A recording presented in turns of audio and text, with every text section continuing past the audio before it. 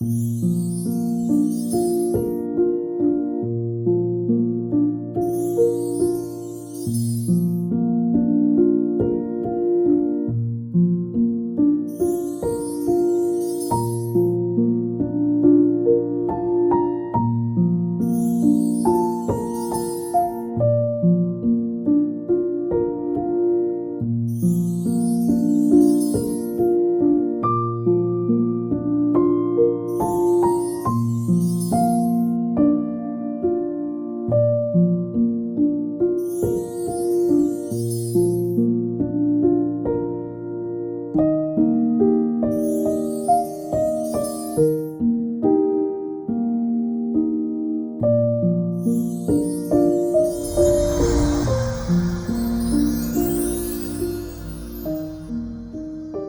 hao, my name is Naipote Katoni Tambua. I am from Fiji. I'm a former diplomat with the Fiji government. I was the Fiji ambassador to the United Arab Emirates and also non-resident ambassador to Qatar and Kuwait. I spent around almost 30 years of civil service. My first experience with China, I was a diplomat as a first secretary in the Fiji embassy in Beijing. So I spent almost 7 years. And I visited more than 30 cities of China. During my posting in the Prime Minister's office, I was appointed acting permanent secretary. That is when I came back to China in July 2015 with the Fiji government delegation.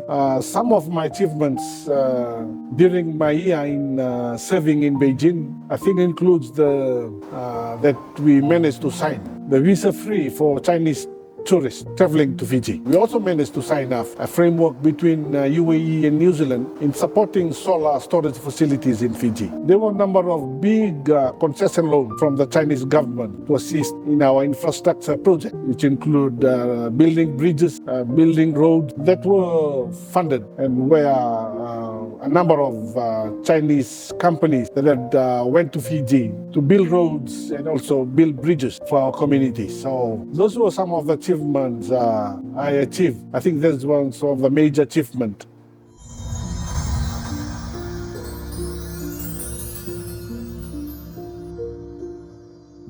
This is my first stop on my digital trade tour to China, and Hainan being the first city. So on my digital trade tour to China, I've seen a lot of progress that China has evolved in the last decade of China digital economy. Reliable reports had mentioned that China digital economy reached around 50.2 trillion RMB in 2022.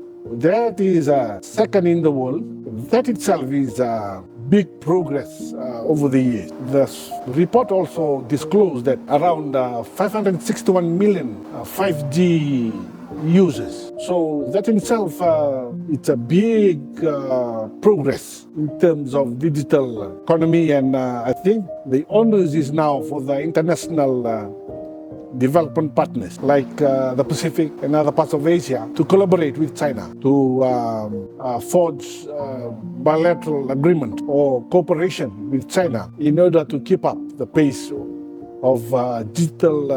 So I think the onus is now for international stakeholders or developing partners.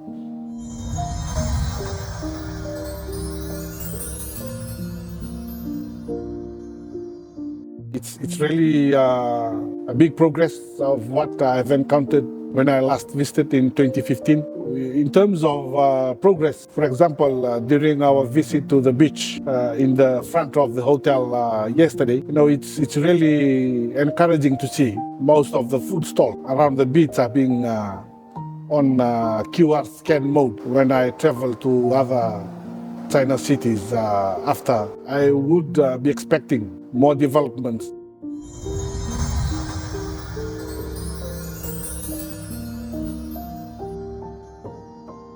Well, Singapore and China, you cannot really compare The landscape in China and Singapore is quite very different. But in terms of digital, in the view of its magnitude and size, I can say in my experience that the China digital space are now moving very fast. If you look at ordinary people, now they are beginning to use digital phones and other parts of communication and trade or data flow by using of their mobile phone. For that itself signifies the big progress for China. I think Singapore is already a modern country. For China, I think they're doing very well. They've progressed very well in terms of the penetration to the informal sector or to the rural communities.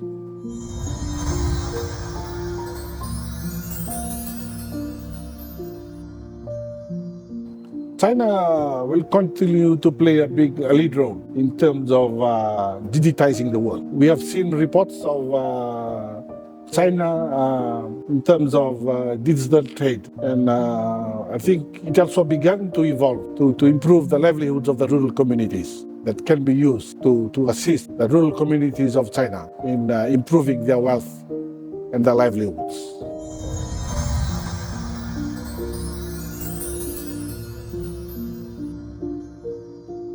I think that's one of the main objectives of me traveling through the China cities is to learn and digest the mechanics of how our union members are sharing and trading with their respective data, with their respective goods and services. And the second objective is for me to promote these initiatives that I had learned. That is something that is very important for me to learn and promote during this trip and discuss with them new areas of improvement that we can discuss, and also for me to further. So basically, my strategy now is to learn, promote, and also look at areas of improvement for how we can expand within the regions in China.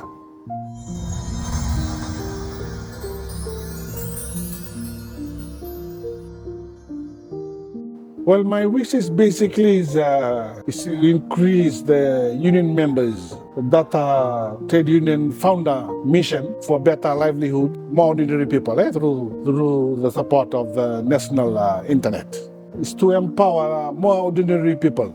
Chen Xing Ming Su, Hu Lian Wang, Chang Chiu Gang Duo, Pin Fan Ren.